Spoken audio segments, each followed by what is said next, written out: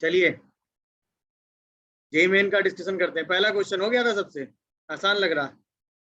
पहली वाली infinite GP है तो एक्स की वैल्यू लिखोगे तो 1/1 माइनस ए आएगी, वाई की वैल्यू लिखोगे तो 1/1 माइनस बी आएगी, और जो इस सीरीज का सम आएगा वो आएगा 1/1 माइनस ए बी। अच्छा, सम एक्स वाई के टर्म में निकालना है तो बस यहाँ से ए और बी की वैल्यू निकाल के यहाँ डालना था बस। सही है। अब देखो कैलकुलेशन कैसे बचाते हैं। ये सिमेट्रिक है, ये दोनों एक ही टाइप के लग रहे हैं, बस एक ही जगह बी है। अरे हाँ है ना, x की जगह y है तो एक को सॉल्व कर लो, तो ये क्या आ जाएगा x minus A X equal to 1। यहाँ से a की वैल्यू क्या आ जाएगी, x प्लस 1/x। देखो जरा, सॉरी x माइनस 1/x। देखो तो सैमल्टेनियसली तुरंत आप b की वैल्यू क्या लिखोगे, y माइनस 1/y। इसको सॉल्व करने में टाइम वेस्ट करेंगे नहीं, ये दोनों वैल्यू उठा के यहाँ रख देंगे। तो 1/1 minus X minus 1 y minus 1 upon X Y. LCM ले लो, जैसे एलसीएम लोगे एक्स वाई ऊपर जाएगा, यहाँ क्या आएगा X Y minus X Y plus X plus Y minus 1। X Y खत्म, आंसर आ गया। क्या आया, X Y upon X plus Y minus 1। है कोई ऑप्शन क्या? पहला क्वेश्चन तो इजी था, सबका सही होना चाहिए था। सेकंड क्वेश्चन था भाई डोमेन। डोमेन मतलब रूट के अंदर का पार्ट क्या होता है, पॉजिटिव। अब दोनों रूट के अंदर का पार्ट कैसा होना चाहिए था, पॉजिटिव। तो पहले वाले रूट के हिसाब से चलोगे तो log of 0.3 x minus 1 greater than 0 होना चाहिए। जीरो को आप तुरंत क्या लिखोगे, log ऑफ 0.3 बेस 1। अरे बोलोगे? yes, sir. अच्छा, अब चूंकि ये क्या हो रहा है, माइनस है कि नहीं, तो माइनस होने की वजह से ये क्या होना चाहिए, लेस देन 0 हो जाना चाहिए, तो माइनस हट जाएगा यहाँ से। अरे बोलोगे भाई? yes. अब जैसे ही माइनस यहाँ से हटाओगे तो ये क्या आ जाएगा, बेस 1 से छोटा है तो x माइनस 1 क्या हो जाएगा, ग्रेटर देन 1। यानी x किससे ग्रेटर हो जाएगा, 2 से। कितने लोगों को ये बात समझ में आ रही है? अच्छा, इक्वलिटी भी रहेगी क्योंकि रूट के अंदर की पार्ट है, तो x 2 से बड़ा आ गया। अच्छा, अब अगला वाला रूट देखो, minus x square plus 2x plus 8। ये भी कैसा होना चाहिए, पॉजिटिव। यानी x square minus 2x minus 8 कैसा होना चाहिए, निगेटिव। ये शायद फैक्टराइज हो रहा है x minus 4 and x plus 2 में।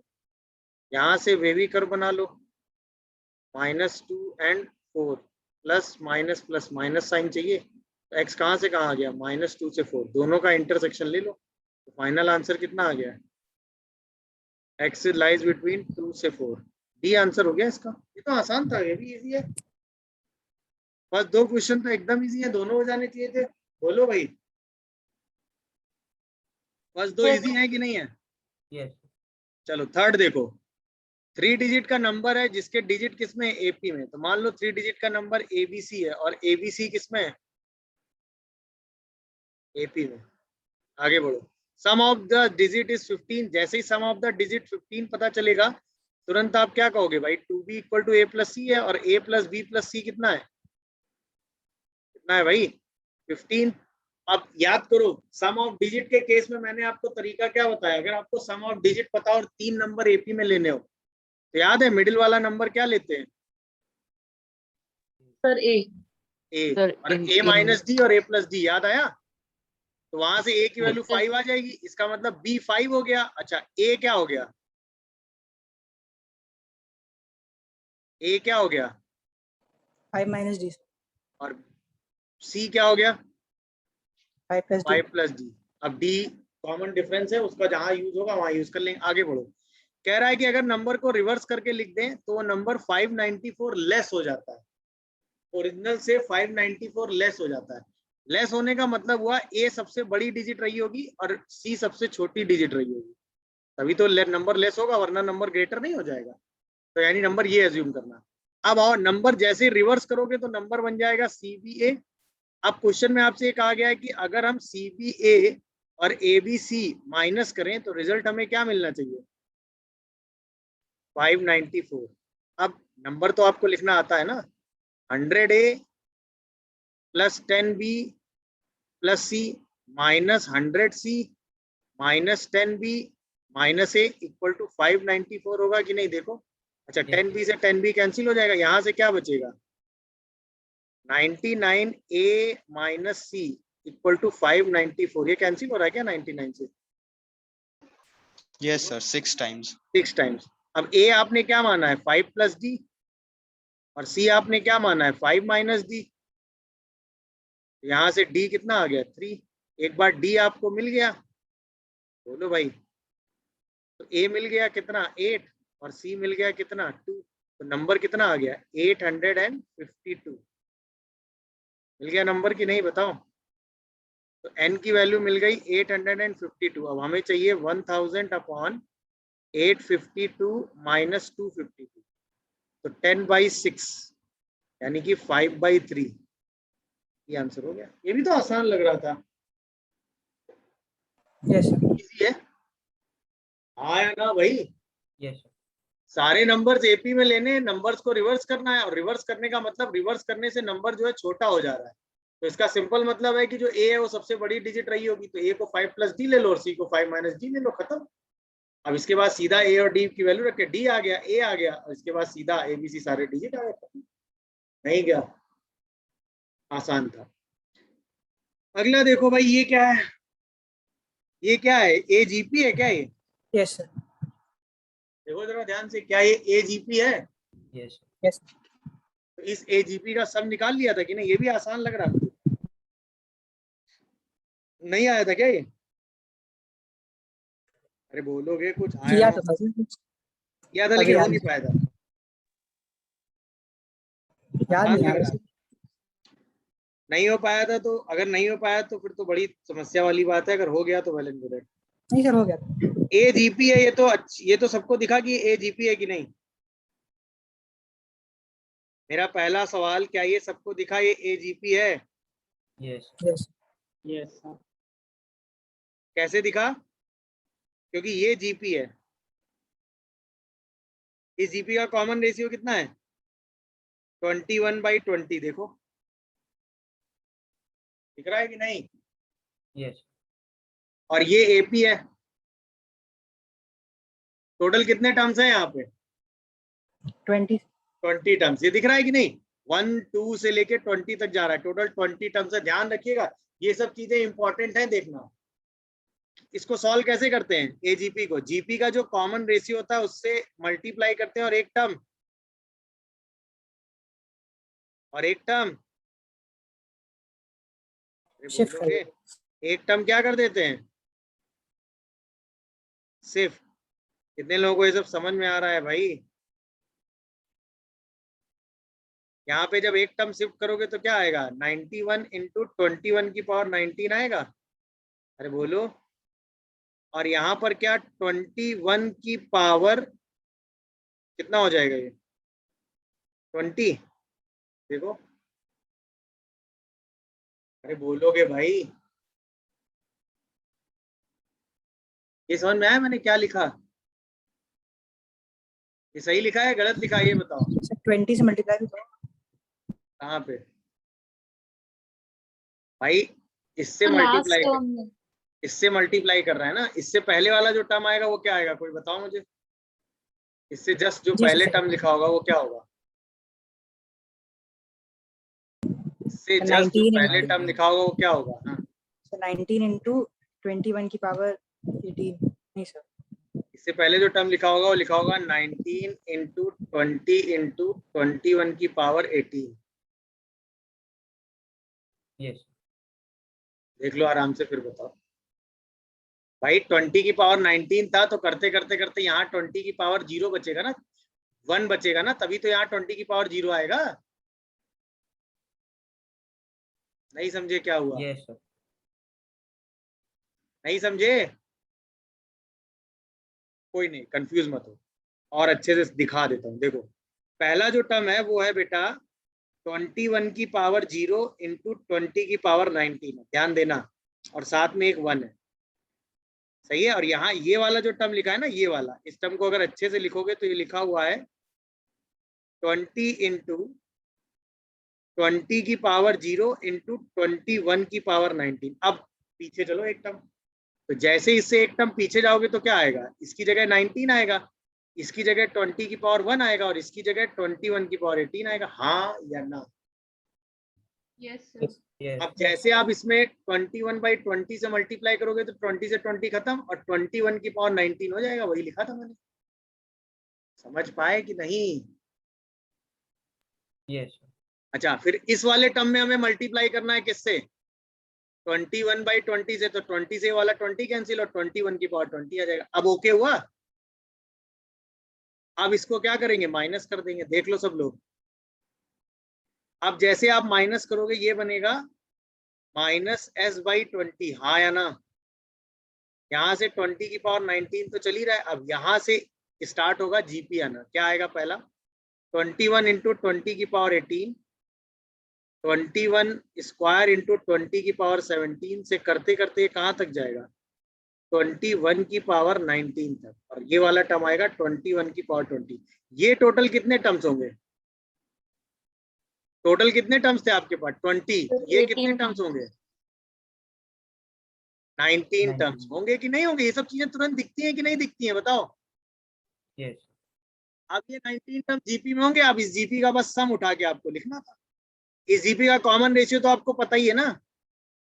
नहीं पता है क्या? तो ए हो गया ये इंटू 1 माइनस आर कितना है यहाँ पे?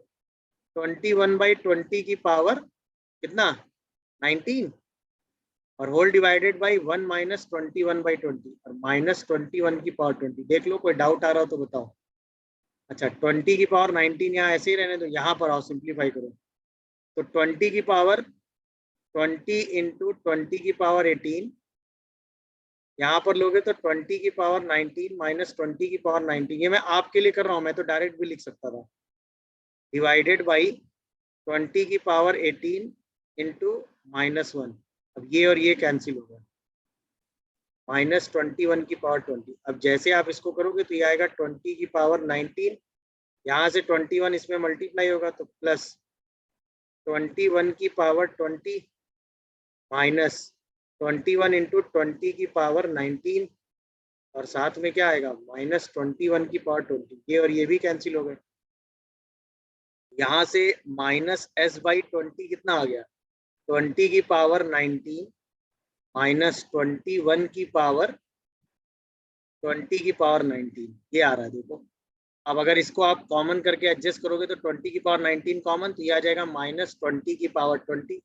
एस की वैल्यू कितनी आ जाएगी? 20 की पावर 20। अब हमें चाहिए क्या? के। तो जैसे ही के लिखोगे तो 20 स्क्वायर बाहर करोगे इंटू 20 की पावर 19 बाहर करोगे तो के की वैल्यू कितनी आ जाएगी? 400। ईमानदारी से कैलकुलेशन करोगे तो आंसर आ जाएगा। दिखा कि नहीं भाई? कैलकुलेशन इसमें थोड़ा सा ध्यान दे के करना है, बट एक बार कैलकुलेशन अच्छे से करोगे तो 3 मिनट का क्वेश्चन है, उससे ज्यादा का नहीं है। दो चीजें इस क्वेश्चन में कंफ्यूजिंग है। पहले चीज तो ये पहचानना कि टोटल 20 टर्म्स लिखे हैं, वो पहचानने का तरीका 1 से लेके 20 तक जा रहा है, ये था पहला हर्डल। सही है, तो वो पहचान लिया कि 20 टर्म्स लिखे हुए हैं, बात हो गई खत्म। कॉमन रेशियो से आपने मल्टीप्लाई किया और एक टर्म शिफ्ट करके माइनस कर दिया, क्योंकि एजीपी का सम निकालने का यही तरीका हमारे पास होता है। अच्छा, जब हम माइनस करते हैं तो यहाँ पर एक कम टर्म के साथ जीपी आ जाती है, तो वही 19 टर्म्स की जीपी आ गई। कॉमन रेशियो वही सेम रहेगा, उस जीपी का बस सम निकाल के सॉल्व करेंगे, और आंसर में 20 की पावर 19 बाहर करना है, तो आंसर 400 आ गया। मैं इसको इजी कैटेगरी में डालूंगा। कैलकुलेशन की वजह से थोड़ा सा टाइम टेकिंग है, बट 3 मिनट से ज्यादा का क्वेश्चन नहीं है। क्या कहते हो तुम लोग? इजी है। इसके बाद 55 हो गया। ये तो आसान लग रहा है यार, 55 तो। बोलो भाई। Yes sir. डी कितना आएगा? 30/m+1 और A2/AM कितना दिया हुआ है? 1/4। यही तो है, देख लो आराम से। कोई डाउट आ रहा हो बताओ। A2 का मतलब 1 + D क्या? अरे हाँ या ना? और AM का मतलब 1 + MD। कितने लोगों को ये सब समझ में आया? ये वैल्यू 1/4 दी है, क्या हम यहाँ से m नहीं निकाल पाए? अरे बोलो भाई। 31 + m = 31m + 1 = 1/4। क्रॉस मल्टीप्लाई करोगे तो शायद ये आता है, यहाँ से आता है 31m + 1, ये उठ के इधर आता है, ये उठ के इधर आता है, ये शायद आ जाता है 123, और ये कितना आ जाता है यहाँ पे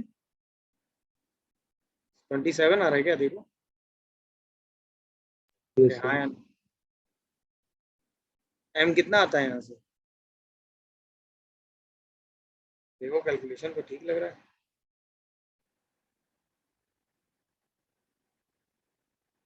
कुछ गड़बड़ कर दिया क्या,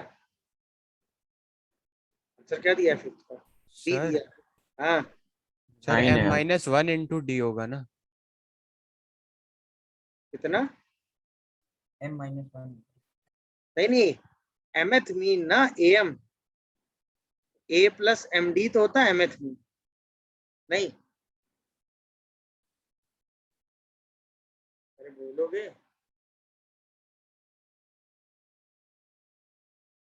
कुछ गड़बड़ हुआ क्या,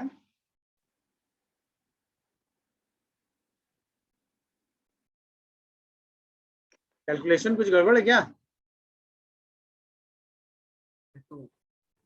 ये सेकंड मीन है तो a + 2d होगा ना, ये नहीं, यहाँ पर ये 60 आएगा, है ना, तो यहाँ पर ये 61 हो जाएगा, बस ये गड़बड़, बाकी ठीक था। 61 तो ये कितना हो जाएगा 244 क्या, ये 243 हो जाएगा शायद, अब आ जाएगा 9, सही लिखा है क्या, हाँ अब सही है,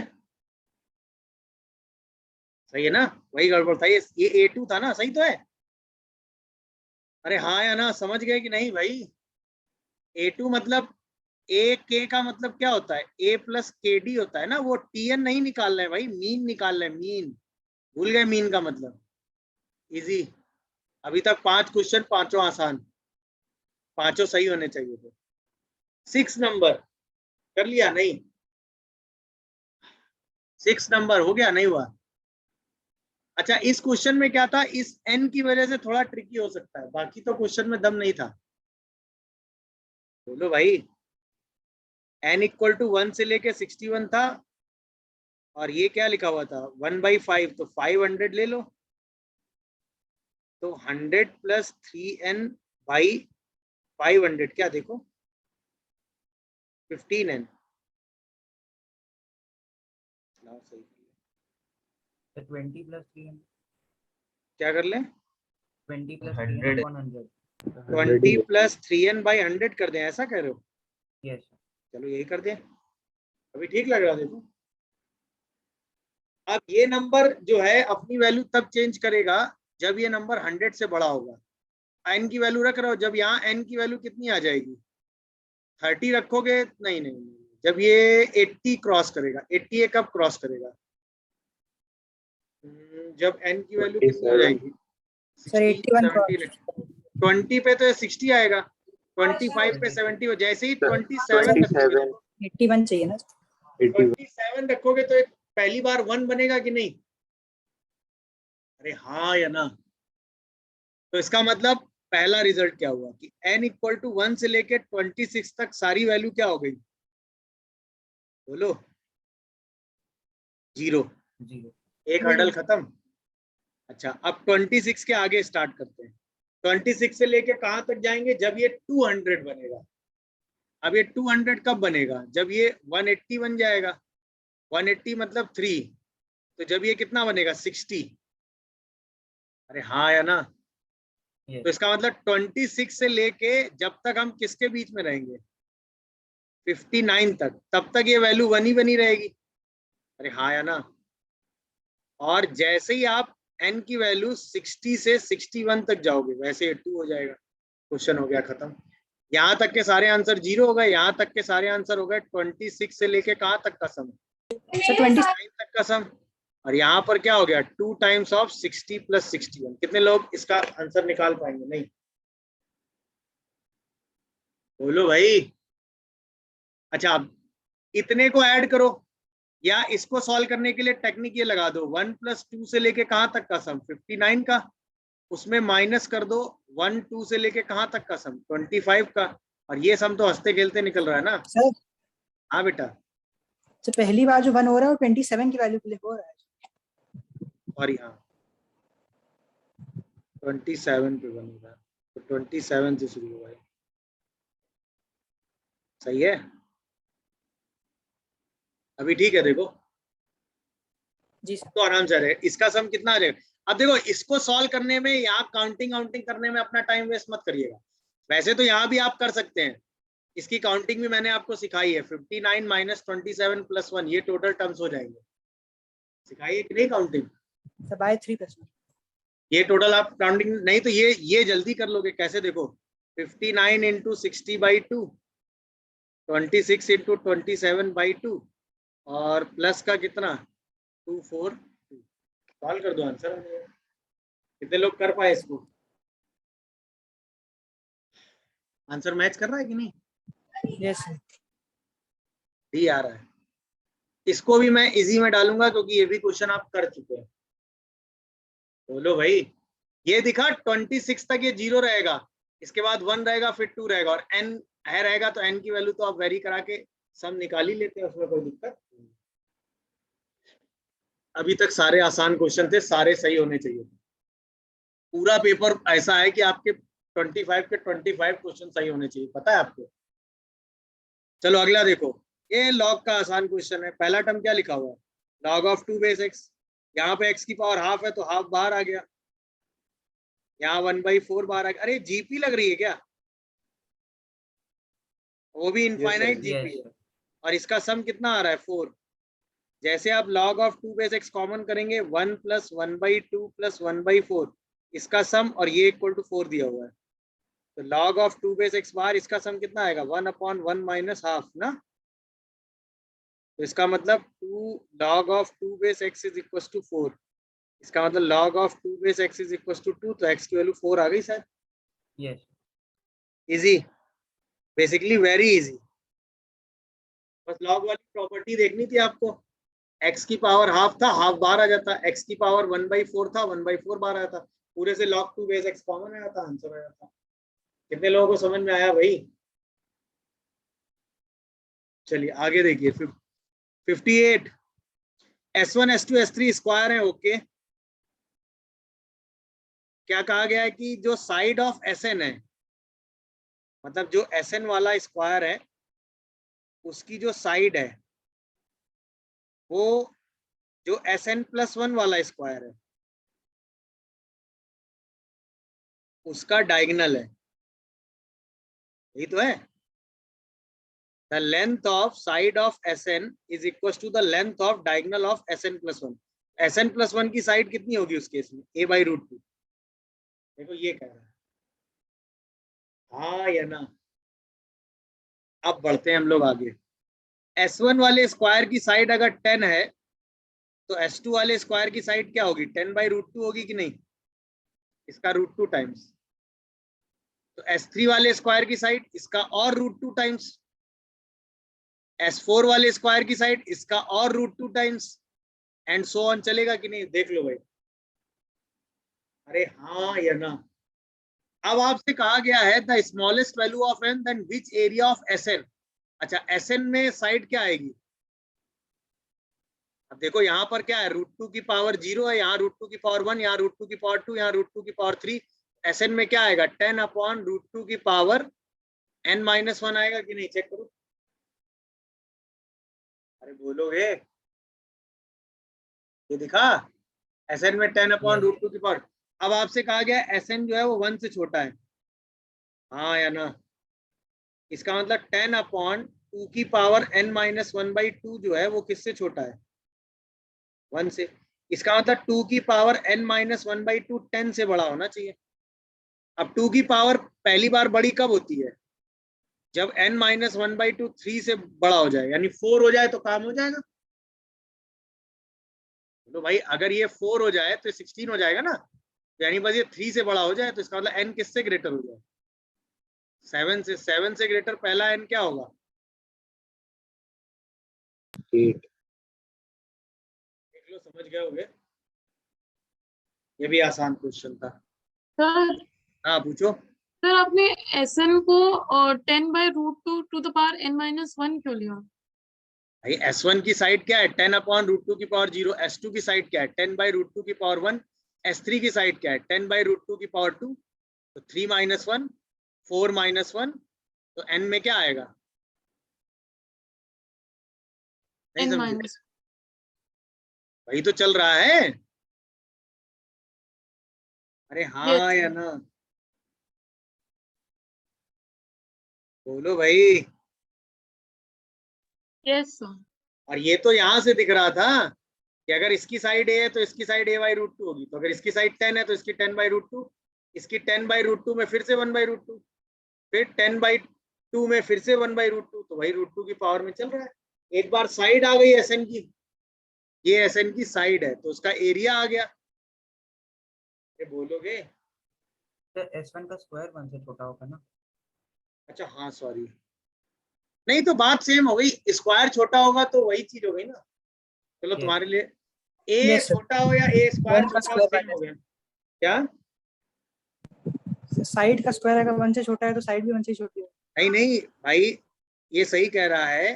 देखो an जो है वो 1 से छोटा होगा, तो इसका मतलब जो उसकी साइड आएगी वो भी 1 से छोटी आएगी ना। Yes. वही लगा दिया मैंने लॉजिक। आप a स्क्वायर कर लो, चलो ये कह रहे हैं कि नहीं सर हम a स्क्वायर करेंगे, चलो हम a स्क्वायर से भी करके दिखा देंगे, वही चीज आ जाएगी ना भाई। 100/2 की पावर n-1, ये 1 से छोटा हो, यानी 2 की पावर n-1 किससे बड़ा हो? 100 से, यानी n-1 किससे बड़ा होना चाहिए? बोलो सर 2 भाई। जैसे ही क्या आएगा 6 7 आएगा वैसे ही काम हो जाएगा ना भाई। 2 की पावर 6 कितना होता है? 64। 2 की पावर 7 होते ही काम हो जाता है, यानी 6 से बड़ा होना चाहिए। n किससे ग्रेटर आ गया? अभी भी 7. 7 से, तो वही आंसर आ गया। दोनों बातें सेम है, आप चाहे ऐसे कर लो चाहे ऐसे कर लो। Okay Yes. चलो 59 भी आसान कैटेगरी में था, बस इसमें आपको इस डायग्राम को समझना था, टफ नहीं था ये भी। 59 में क्या था? एक्स बी थे arithmetic mean, Y Z are 2 geometric mean and 2 positive number. अरे ये तो आसान हो गया, ए और बी 2 नंबर ले लो, उसके बीच में एक्स अर्थमेटिक मीन डालोगे तो एक्स की वैल्यू a + b/2 हो जाएगी। और अगर y और z 2 ज्योमेट्रिक मीन डालोगे तो y की वैल्यू आपने लिखी है ना a² b की पावर 1/3, याद आया? और z की वैल्यू लिखी थी ab² की पावर 1/3। बोलो। Yes. अब आपको चाहिए था y³ + z³ अपॉन xyz, रख दो जरा। y³ कितना है? a² b, z³ कितना है? ab² upon x a + b/2 और a² b into a² a b² a और पूरे की पावर 1/3, ये ऐसा है। तो यहाँ से क्या आएगा? ए बी, यहाँ आएगा a + b, ये आएगा 2, यहाँ आएगा ए बी, ये आएगा a + b, आंसर 2 आ रहा है। ये तो ये रिजल्ट तो क्लास नोट्स में लिखा है आपने भाई, नहीं बस इसी को उठा के सॉल्व कर देना था, इजी। मैंने कहा ना पेपर एकदम ऐसा बना था जिस टाइप के क्वेश्चन जेईई मेन में एक्चुअल आते हैं। चलो 60, ओहो 60, π/2 की वैल्यू तो 1 है, 1/100 2/100 से लेके n/100 ऐड करना है, लगातार 1 1 1 1 जा रहा है ये, और ये 43 से छोटा होना चाहिए, तो n कहाँ तक जाएगा? सर 41 नहीं नहीं, ये टोटल कितने टर्म्स है? सबकी वैल्यू 1 1 1 1 1 है ना। 1 + 1 + 1, कितनी बार 1 चाहिए आपको?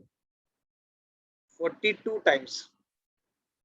42 टाइम्स 1 आने के लिए n को कहाँ तक ले जाना पड़ेगा? 41 तक। बोलो भाई। Yes. क्यों? क्योंकि जैसे ही आप यहाँ पर 42 रखोगे तो ये वैल्यू 43 बन जाएगी, और ये वैल्यू 43 के बराबर आएगी। 43 से छोटी तभी आएगी जब n मैक्सिमम कहाँ तक जाएगा? 41। ये तो कॉमन सेंस का क्वेश्चन था, वेरी इजी।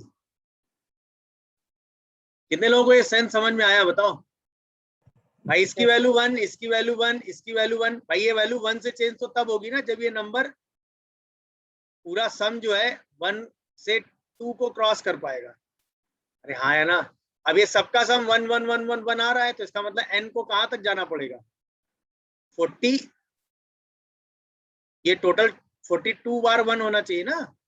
42 बार 1 आने के लिए भाई ये 0/100 से शुरू हो रहा है और कहाँ तक जाए 41 तक, तो ये 42 हो जाएगा। नहीं समझे?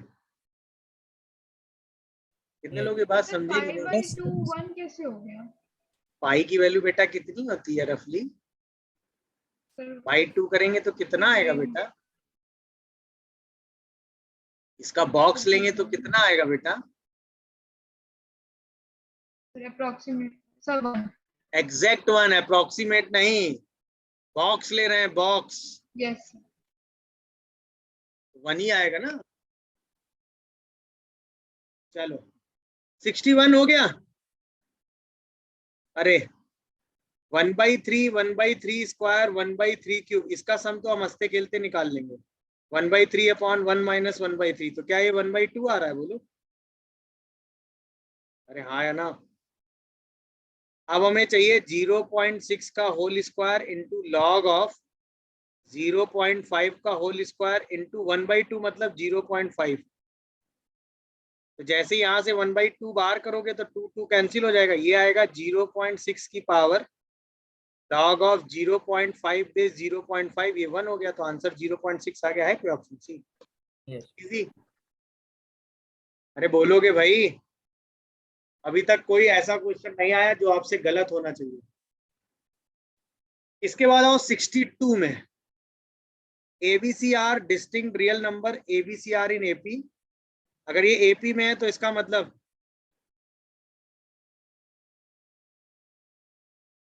4B equal to A plus 3C। चलो, और ABC GP में है मतलब B square equal to AC, और हमें GP का कॉमन रेशियो चाहिए।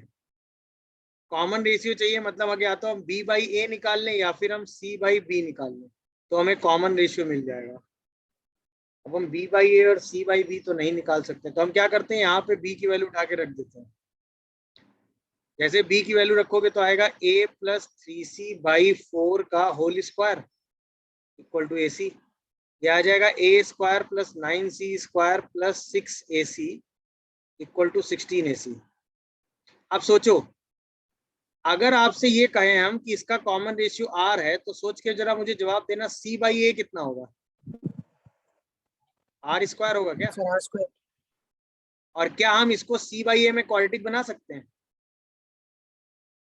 बोलो भाई। 9 इंटू C/A का होल स्क्वायर और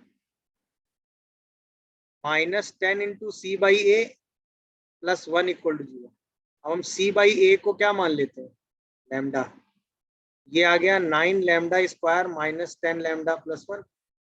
यहाँ से फैक्टराइज होता हुआ दिख रहा है कि नहीं? 9 लैम्डा माइनस 1 और लैम्डा माइनस 1, देख लो जरा आराम से। लैम्डा की वैल्यू या तो 1/9 आएगी या 1 आएगी। 1 हो नहीं सकती क्योंकि डिस्टिंक्ट पॉजिटिव नंबर है, तो R स्क्वायर की वैल्यू 1/9 होगी, क्योंकि R स्क्वायर 1 नहीं हो सकता, तो R की वैल्यू 1/3 आ जाएगी। R आपको क्वेश्चन में निकालना है। ये क्वेश्चन थोड़ा मॉडरेट है क्योंकि इसमें ये ट्रिक सोच पाना थोड़ा सा कॉल था कि भाई कॉमन रेशियो का मतलब C/A में इक्वेशन बना लो, क्योंकि हम B को एलिमिनेट कर सकते हैं। वैसे सोच सकते थे क्योंकि अगर हम C/A में इक्वेशन बनाना चाहें तो हमें B को ही एलिमिनेट करना पड़ेगा। B को एलिमिनेट करके C और C/A में क्वाड्रेटिक बना के C/A की वैल्यू निकाल। चलो, ये एक क्वेश्चन अभी मिला जिसमें हो सकता है एग्जाम में सोच ना पाए हो, बट अब कैसे सोचना था ये बात समझ में आ गई। कितने लोगों को ये समझ में आ रहा है भाई? डन। यस 62 के बाद 63 तो हो जाना चाहिए था।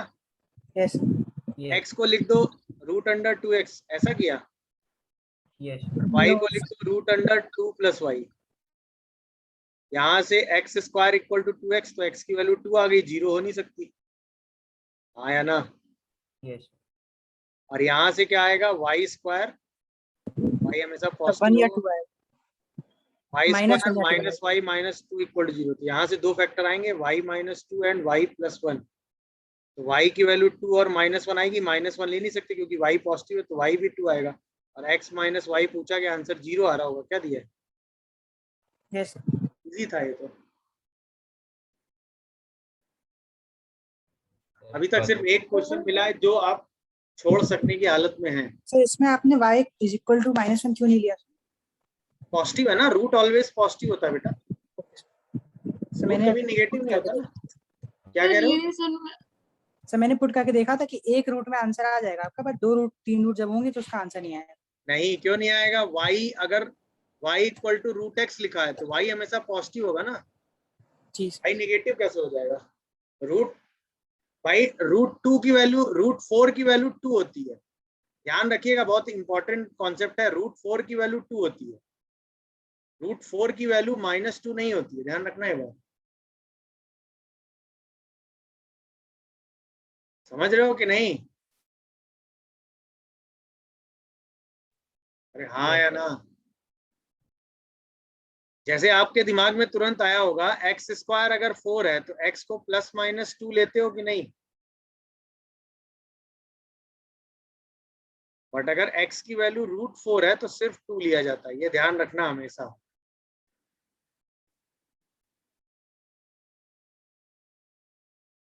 हाँ, अभी कोई कुछ पूछ रहा है, बोलो।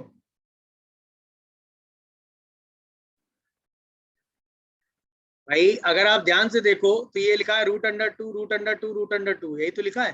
अब मान लो हम ये हटा लें तो अभी भी ये क्या लिखा हुआ है? x ही तो लिखा है ये।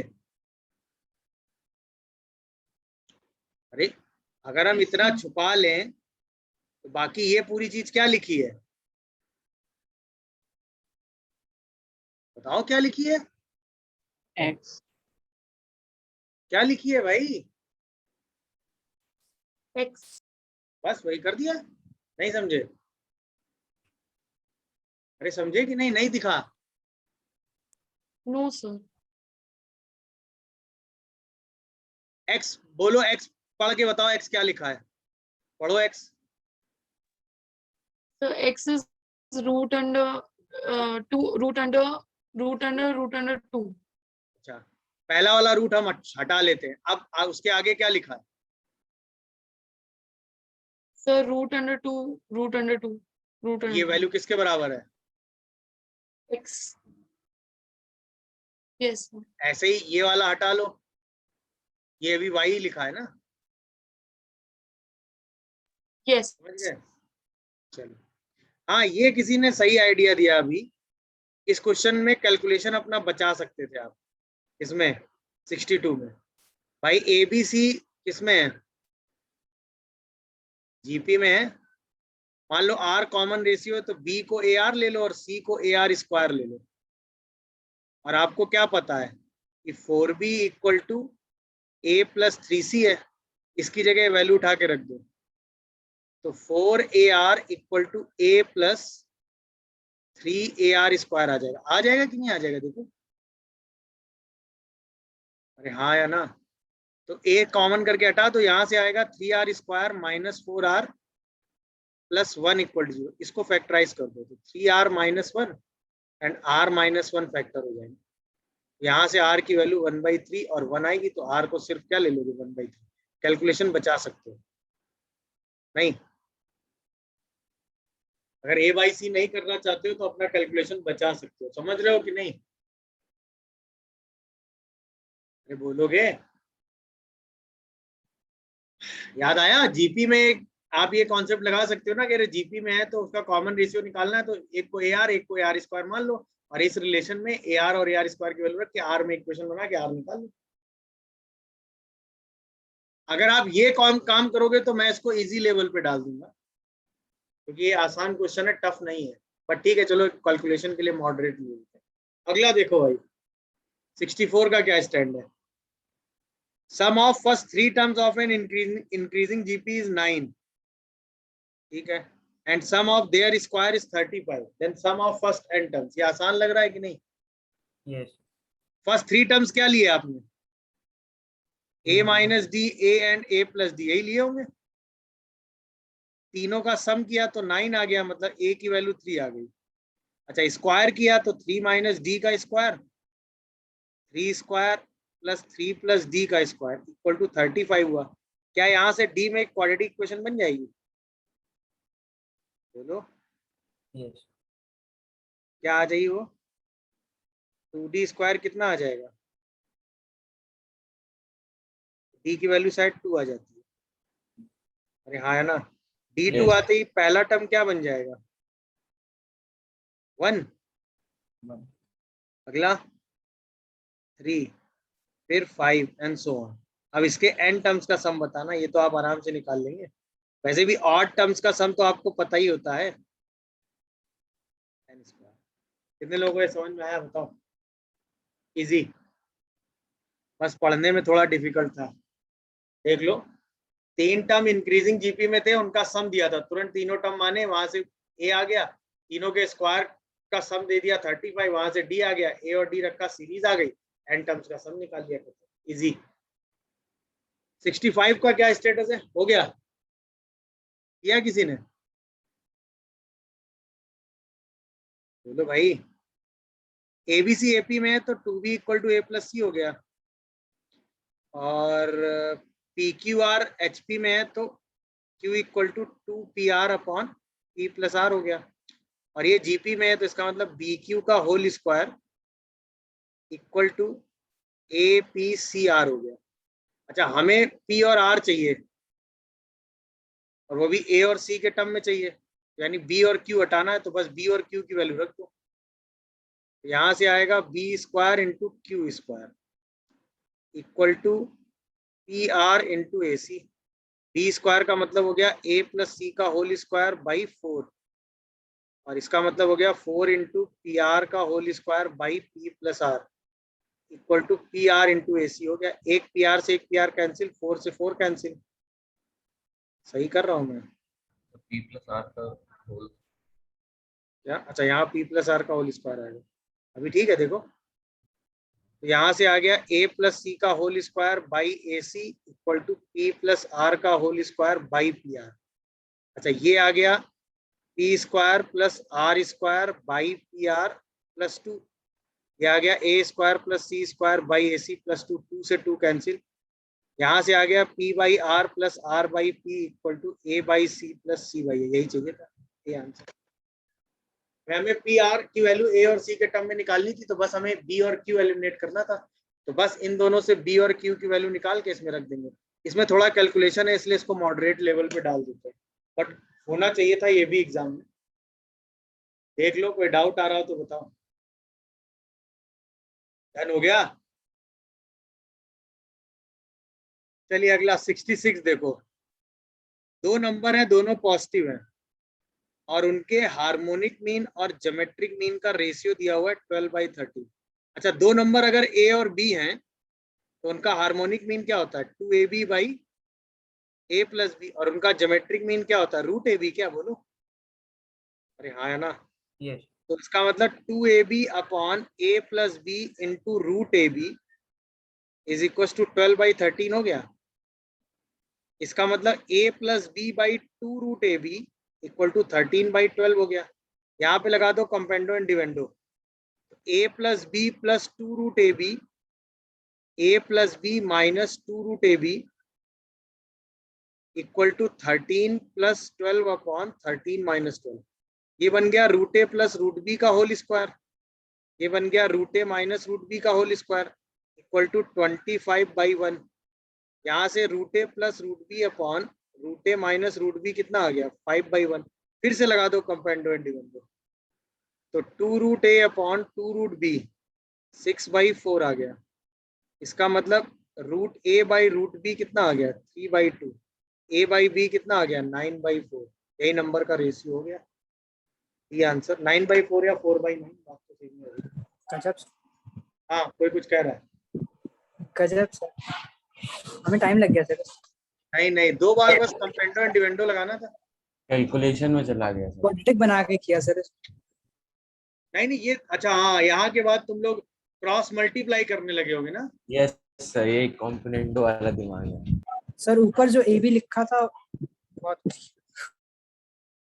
वैसे क्रॉस मल्टीप्लाई करने से भी हो जाना चाहिए था, नहीं हुआ क्या? हो गया था easy। और ट्रिकी हुआ। क्रॉस मल्टीप्लाई करने के बाद नहीं, क्रॉस मल्टीप्लाई करने के बाद भी डिवाइड तो करना ही पड़ेगा, √b से डिवाइड कर लेते। यस नहीं, b से डिवाइड कर लेते तो √a बाई b में क्वाड्रेटिक बन जाती। नहीं नहीं समझे मैं क्या बोला, बोलो भाई। एक बार से मल्टीप्लाई से बता। देखो क्या करते, अगर इससे हमें a बाई बी निकालना था, है ना, यही तो था, यहीं पे तो तुम लोग लगे रहे होगे। देखो बता देता हूँ मैं, वैसे तो एक कंपेंडो डिवेंडो जल्दी हो जाता, वैसे तो अभी मैं आपको इसका एक शॉर्टकट और दे दूंगा जिससे आप डायरेक्ट आंसर लिखोगे। देखो ये था, आप इसको जब क्रॉस मल्टीप्लाई करते तो ये आ जाता 12a प्लस 12b ना, देखो तो 2 से 12 कट जाता था। अच्छा 2 से कैंसिल कर दो, चलो भाई 6a प्लस 6b, अभी ठीक लग रहा है, 13 रूट ए बी, यही आता ना। Yes sir. अब हमें a बाई बी चाहिए था तो हम b से कर देते डिवाइड, ये आ जाता सर। फिर ऊपर वाली इक्वेशन को स्क्वायर कर दे दोनों साइड। नहीं नहीं अभी देखो यहाँ तक आ गए, ये देखो पहले। अब क्या करते, रूट a बाई बी को ही आप लैम्डा मान लेते, ये आया था 6 lambda square minus 13 lambda plus 6 equal to 0। अब आया था 6 lambda square minus 9 lambda minus 4 lambda plus 6 equal to 0। अब ये ब्रेक हो जाता, बोलो इसमें 3 लैम्डा माइनस 2 और या फिर 2 लैम्डा माइनस 3, देखो जरा, या तो आप लैम्डा की वैल्यू 2/3 लेते या लैम्डा की वैल्यू 3/2 लेते। रूट a बाई बी को अगर आप 2/3 लेते तो a बाई बी की वैल्यू 4/9 आ जाती, और अगर आप रूट a बाई बी को 3/2 लेते तो a बाई बी की वैल्यू 9/4 आ जाती। हाँ या ना, आसान तो था, Yes. कहाँ फंस गए थे तुम लोग इसमें, अगर ऐसे कर रहे होते तो। नहीं ये और आसान हो गया देखा जाए अगर तो, नहीं बोलो भाई। वैसे तो कंपेंडो एंड डिवेंडो से डायरेक्ट हो जाता है, 2 बार कंपेंडो एंड डिवेंडो लगाओगे खत्म हो गया कुछ, बोलो भाई। नहीं तो यहाँ पे क्वाड्रेटिक बना लेते, उससे भी हो जाता, तो कैलकुलेशन की और वजह शॉर्ट से बता रहे थे, इसको मॉडरेट में डाल देते हैं। हाँ क्या कह रहे हो, और शॉर्ट बता रहे थे सर। अरे उसके लिए तो एक डायरेक्ट फॉर्मूला है, वो अभी क्लास में पढ़ाएंगे किसी को, उसके लिए तो मैं डायरेक्ट एक फॉर्मूला ही दे दूंगा ना कि नंबर्स का जो रेशियो होता है वो होता है a plus root under A square minus G square upon a minus root under A square minus G square, जहाँ पे a and g and h are A M G M H M, 2 का ratio दिया, 2 का ratio मिल जाएगा, सीधा value रखेंगे answer आ जाएगा। ये क्लास में पढ़ाएंगे जब अभी इनइक्वलिटी पढ़ा रहे हो तो। चलो 67 हो गया आसान। अगर इसके रूट अल्फा बीटा हैं तो उनका हार्मोनिक मीन क्या होगा, बोलो बताओ। 2 alpha beta upon alpha plus beta, अब बताओ यहाँ से अल्फा प्लस बीटा कितना आएगा, 4 रूट नहीं 4 plus root 2 upon 5 plus root 2, और अल्फा बीटा कितना आएगा 8 plus 2 root 2 upon 5 plus root, बस यही उठा के रख दो, तो 2 into 8 plus 2 root 2 upon 4 plus root 2, answer कितना आ रहा है 4। देखो यस। 2 लाइन का क्वेश्चन था ये, इजी, और ये तो आपको पता ही है ना। अब कुछ लोग क्या होंगे, इसमें रूट निकालने लगे होंगे, बहुत सारे लोग, कितने लोग ऐसे थे जो रूट खोजने लगे थे। भाई जब इसके रूट पता है और आपको हार्मोनिक मीन निकालना है तो यानी प्रोडक्ट ऑफ रूट और सम ऑफ रूट ही तो चाहिए। चलो ऑफ 68 हो गया, इजी। पहला सम आएगा p/2 2a1 plus p-1 into D, दूसरा सम आएगा q/2 2a2 sorry 2a1 plus q-1 into d2, नहीं डी तो सेम है ना दोनों का, बोलो भाई, दोनों का सेम डी ले लो, is equal to P square by Q square, p/2 q/2 cancel, यहाँ से आ गया a1 plus p-1/2 into D, a2 plus q-1/2 into D equal to p/q आ रहा है।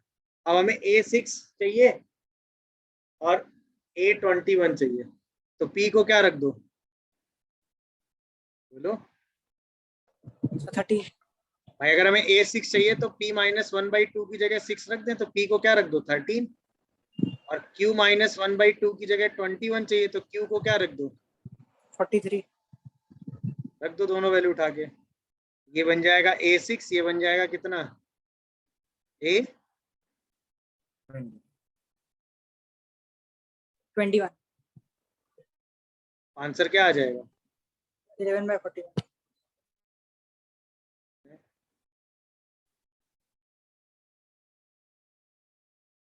A6 चाहिए ना, A6 मतलब यहाँ 5 चाहिए 5 रखो। और यहाँ पर चाहिए होगा A21 मतलब 20, यहाँ पर चाहिए होगा 11 और यहाँ पर क्या चाहिए होगा 20 41। अब रखो, ये आंसर आ जाएगा 11/40। अभी सही है, देखो ये समझ में आया कि नहीं। अच्छा, अब ये क्वेश्चन इजी मैं इसलिए बोलूंगा, आपको याद होगा आपने एक बार SN डैश से TN/TN डैश निकाला था, याद आया? तो आपने कहा था N को किससे रिप्लेस करते हैं, बोलो N को किससे रिप्लेस करते हैं, बोलो भाई। SN/SN डैश निकालने के लिए N को किससे रिप्लेस करते हैं, याद आया? Yes. अब देखो आपको SP/SQ दिया हुआ था क्या, P²/Q²। तो यहाँ से TP/TQ कितना आ जाएगा 2P-1/2Q-1। क्वेश्चन हो गया खत्म। अरे हाँ या ना, क्योंकि P को किससे रिप्लेस किया गया 2P-1 से, और Q को किससे रिप्लेस किया गया 2Q-1 से। ये बन गया AP, ये बन गया AQ, और वहां से आंसर आ गया। अब P की जगह क्या रख दोगे 6, Q की जगह क्या रख दोगे 21, ये आंसर आ जाएगा 11, ये 40। देख लो आराम से, कोई डाउट आ रहा है तो बताओ। क्या ये कॉन्सेप्ट समझ में आया? और ये आपने क्लास नोट्स में किया है? अरे हाँ या ना?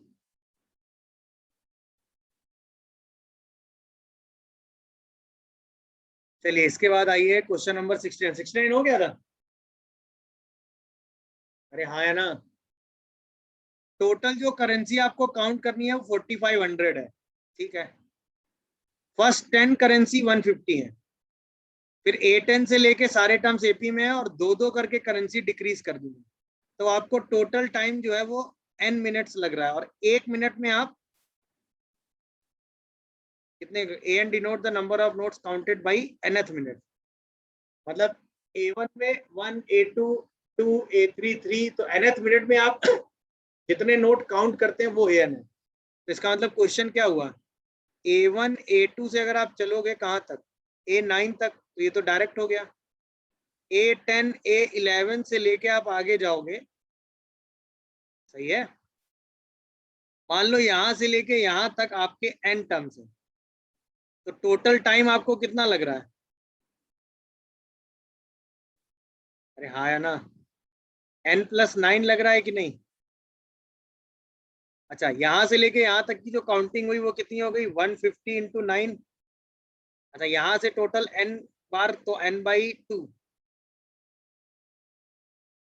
A10 यानी 150 इंटू 2 और प्लस n-1, और हर बार -2 से टर्म डिक्रीज करते जाना। ये टोटल आपको 4500 दिया है, बन गया। यहाँ से n सॉल्व करके निकाल दो। दिखा कि नहीं भाई? अरे हाँ या ना? ये क्या हुआ, क्यों हुआ, किस लिए, दिखा सबको कि नहीं? नहीं दिख रहा है? नहीं समझ में आया क्या हुआ? हाँ या ना? जल्दी बोलो नो सर। भाई। पहले मिनट 150 काउंट किया, दूसरे मिनट 150 काउंट किया, ऐसे ही 9 मिनट तक 150 काउंट करते रहे। 10th मिनट भी 150 काउंट किया। इसके बाद अगली बार 148 काउंट करेंगे, अगली बार 146 काउंट करेंगे, अगली बार 140 कितना, एंड सो ऑन। अब ऐसे करते करते n टाइम्स यहाँ काउंट किया, 9 टाइम्स यहाँ काउंट किया, तो टोटल काउंटिंग n+9 मिनट किया। अब आपसे पूछा गया है कि कितनी देर आप काउंट करेंगे, मतलब 4500 नोट्स काउंट करने में आप कितना टाइम लगाएंगे। पहले मिनट 150 नोट, दूसरे मिनट 150 नोट, 9th मिनट भी 150 नोट काउंट किए, 10th मिनट भी 150 नोट काउंट किए, उसके बाद दो दो करके कम नोट काउंट करने लगे। यही तो लिखा है ना, A10, A11, A12 ये सब AP में, जिसका कॉमन डिफरेंस -2 है। तो यहाँ से लेके यहाँ तक के सारे टर्म्स AP में ऐड कर दो, यहाँ तक के सारे टर्म्स, तो 150 × 9 होगा। ये टोटल सम जब 4500 हो जाएगा तो काउंटिंग रुक जाएगी, जब पहली बार 4500 हो जाएगा। मेरी बात समझे? आप समझे नहीं? आप क्वेश्चन की लैंग्वेज समझे कि नहीं भाई? अरे हाँ या ना? यस। अब आप n निकाल लो, बताओ। तो ये आएगा 1350, तू हटा दो तो n × 150 माइनस 1 - n, और ये आ जाएगा 4500 माइनस 1350। माइनस करो जरा, कैलकुलेशन साथ में करो, क्या आ रहा है बताओ मुझे कोई।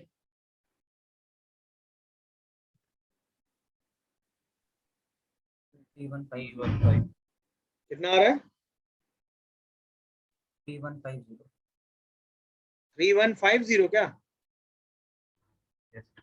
तो क्वाड्रेटिक क्या आएगी? n स्क्वायर, तो यहाँ से आएगा -151n और प्लस का 3150 = 0। फैक्टराइज हो रहा है, देखो।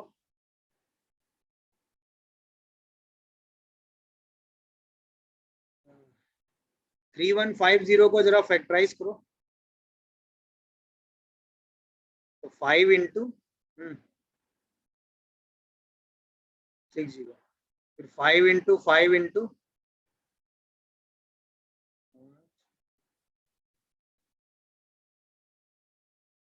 121 नहीं 125 126 ब्रेक हो गया है, तो 126 एंड 25। अरे हाँ या ना? बोलो भाई, आप सॉल्व कर दो। यहाँ से एक फैक्टर से आंसर आएगा 25, एक से आंसर आएगा 126। तो जो सबसे छोटा होगा वहीं पे काउंटिंग खत्म हो जाएगी। तो टोटल टाइम कितना आ जाएगा? 25 + 9 34 मिनट। अब कोई हमसे पूछेगा कि सर 126 आंसर क्यों नहीं ले सकते? हमें 4500 ही तो काउंट करना है। जब हम कहेंगे कि भाई 34 मिनट के बाद काउंटिंग ही खत्म हो गई, भाई हमें जब जैसे ही 4500 मिलेगा वहीं हम रुक जाएंगे। तो 34 मिनट पे हमको 4500 मिल जाएगा काउंटिंग में, वहीं रुक जाएंगे। उसके आगे हम टाइम काउंट करेंगे ही क्यों? नहीं समझे मेरी बात? सही आंसर आ गया। ये क्वेश्चन वैसे तो आसान था, बट मैं इसको डिफिकल्ट लेवल पे इसलिए डाल दूंगा क्योंकि इस क्वेश्चन की लैंग्वेज हो सकता है आप में से बहुत सारे लोग ना समझ पाए। वैसे लैंग्वेज समझने के काबिल थी अगर आप क्वेश्चन पढ़ते आराम से तो। टाइम का प्रेशर आ गया था। वही तो बात है, टाइम मैनेज ही नहीं करते हो तुम लोग। पहले आसान क्वेश्चन करते ही नहीं हो। 50 बार एक ही टेक्निक सिखा रहा हूं मैं। पेपर में क्वेश्चन सेलेक्ट करके किया करो, अननेसेसरी लगा करे।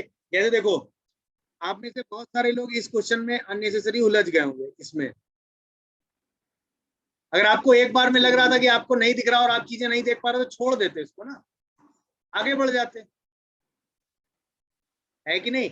ऐसे तो बहुत सारे क्वेश्चन थे, कम से कम 15 क्वेश्चन तो ऐसे थे ना जो आप सही कर सकते थे। बोलो भाई। चलो 70 देखो, 70 तो यार अगर नहीं कर पाए तो भाई बहुत बुरा हाल है।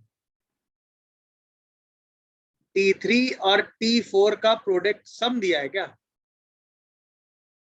अरे बोलो। हम दे रखा है। और क्या दिया है? Product of first 3 terms. ये है। देख लो, कोई डाउट हो तो बताओ। यही तो है, देख लो। चलो, तो आपको बताना है first term is positive, 7 term क्या होगा? मान लेते हैं AR² + AR³ = 60 और AR² इज इक्वल टू, यहाँ से शायद AR की वैल्यू 10 आ जाती है। देखो, अच्छा यहाँ से क्या कॉमन करोगे? AR² क्या 1 + R = 60 आएगा। देखो सही लिखा है मैंने? Yes sir. दोनों को डिवाइड कर दो, तो AR² 1 + R = 60 और ए आर बाई 10, ए से ए कैंसिल, तो 1 प्लस आर बाई आर, नहीं नहीं नहीं, आर इंटू 1 प्लस आर ना, 6, तो आर की वैल्यू कितनी दिख रही, 2। अरे हाँ है ना, 2 इंटू 3, क्वाड्रेटिक बना के कर लेना, उससे भी 2 आ जाएगा। अब R2 आ गया तो A कितना आ गया, 5, A और R आ गया तो T7 निकल आएगा, A R की पावर 6, तो 5 इंटू 2 की पावर 6, कितना आंसर आ रहा है, 320। आसान, इजी। चलिए 71, sum of first 20 terms is equal to the sum of first 30 terms. मान लेते हैं A फर्स्ट टर्म है, D कॉमन रेशियो है, तो S20 इक्वल टू S30 दिया हुआ है। S20 का मतलब 10 इंटू 2A प्लस 19D, और S30 का मतलब 15 इंटू 2A 29D, और आपको चाहिए S50, मतलब 25 इंटू 2A प्लस 49D। यहां से जरा सॉल्व करो, ये कितना आ रहा है, 4A plus 38D equal to 6A plus कितना D, बोलो 78D क्या, नहीं 87। 87D। यहाँ से शायद ये आ जाता है 2A plus 49D equal to 0। ओहो, ये तो आसान हो गया। अब ये 0 है तो इसका मतलब S50 की वैल्यू तो सीधे ही सीधे 0 आ गई।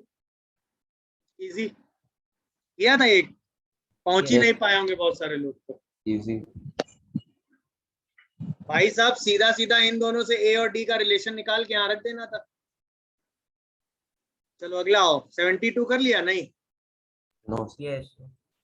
72, box of x by 2 plus box of x by 3 equal to 5x by 6। ये इंटीजर है, ये इंटीजर है, Yes. दो इंटीजर का सम भी इंटीजर आएगा। अब 5x by 6 इंटीजर कब होगा, जब x 6 का मल्टीपल होगा। सोचो, Yes. अगर x 6 का मल्टीपल होगा तो x by 2 भी इंटीजर होगा, x by 3 भी इंटीजर होगा। x by 2 plus x by 3 हमेशा 5x by 6 होता ही है। इसका मतलब x जो है वो 6 का मल्टीपल होना चाहिए।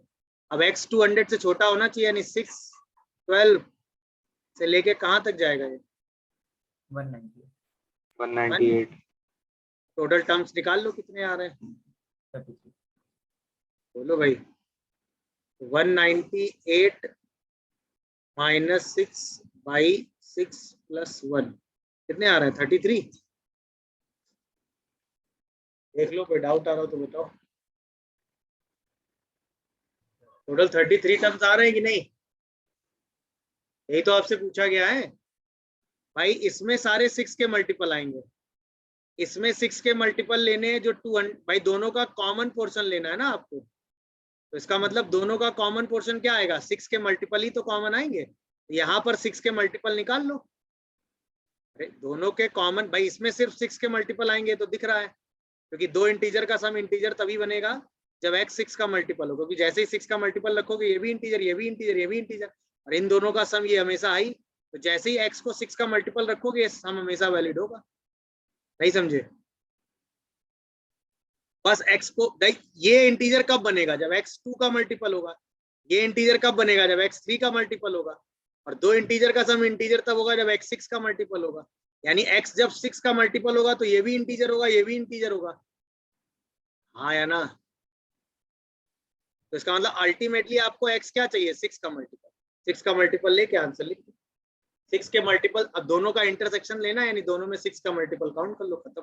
आगे आओ, XYZ are the three numbers in GP. 4 be the arithmetic mean of x and y and 9 be the harmonic mean y. ओहो, y स्क्वायर किसके बराबर है, xz। 4 किसके बराबर है, x प्लस वाई के, और 9 किसके बराबर है, 2yz upon y plus z की। क्या वैल्यू चाहिए आपको, y की, तो किसको एलिमिनेट करना है, बोलो भाई किसको एलिमिनेट करना है, y चाहिए तो x और z को एलिमिनेट करना है। यहाँ से x की वैल्यू कितनी आ गई 4 माइनस वाई, और यहाँ से z की वैल्यू कितनी आ गई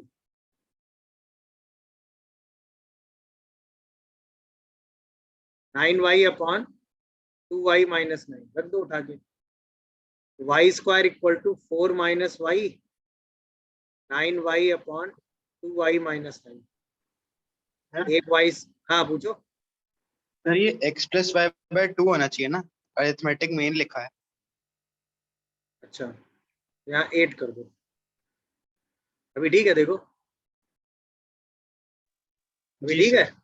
अब क्रॉस मल्टीप्लाई कर दो तो 2y square minus 9y is equal to 72 minus 9y। 9y खत्म, y square equal to 72, y की वैल्यू 6 आ गई। क्या क्या भाई, ऑब्वियसली आपको y चाहिए था तो x और z हटाना था। x की वैल्यू यहाँ से निकाल लो, z की वैल्यू यहाँ से एलिमिनेट मार दो, इजी। ये वाला थोड़ा सा डिफिकल्ट मान सकते हैं। हाँ, अरे ये क्या है भाई, एजीपी, इनफाइनाइट एजीपी है क्या?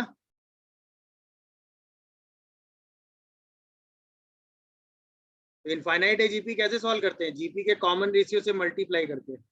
कितने लोगों को ये बात पता है? सीधे सॉल्व कर दो।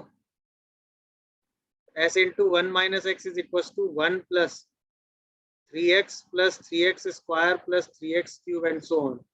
ये आ जाएगा 1 plus 3x upon 1 minus x. इसको थोड़ा और सॉल्व करोगे तो कितना आएगा ये? 1 plus 2x upon 1 minus x. तो s की वैल्यू कितनी आ रही है? 1 plus 2x upon 1 minus x का होल स्क्वायर। और ये कितना दिया हुआ है? 35/16। देखो आराम से, इसी को सॉल्व कर देना है। कर लेंगे कि नहीं इसको? Yes sir. यहाँ से क्या आएगा? ये 16 प्लस 32x is equal to 35x square minus 70x plus 35। ये आएगा 35x स्क्वायर, ये उठ के इधर आएगा तो ये बन जाएगा माइनस का 102x, ये उठ के इधर आएगा तो ये बन जाएगा 19। अब इसको फैक्टराइज कर लिया कि नहीं? बोलो भाई। 35x square minus 95x minus 7x, देखो प्लस 19 इक्वल टू 0। तो यहाँ से क्या कॉमन किया? 7। एक फैक्टर बनेगा शायद 7x माइनस 1, और एक फैक्टर क्या बनता है?